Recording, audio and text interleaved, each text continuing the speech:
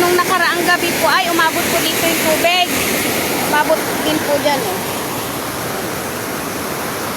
Umabot po dyan yung tubig. Medyo bumabaw na po talaga siya. Laki na pinagbabaw.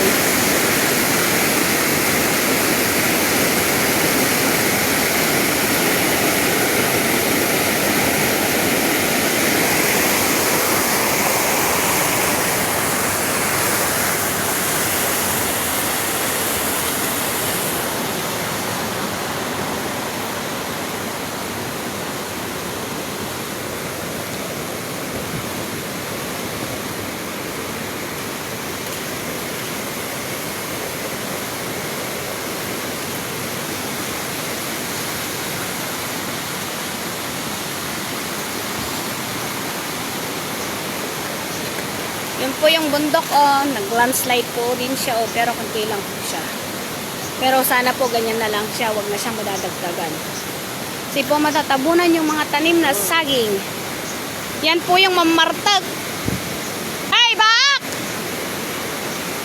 Yan po yung mamartag na kasinsin namin.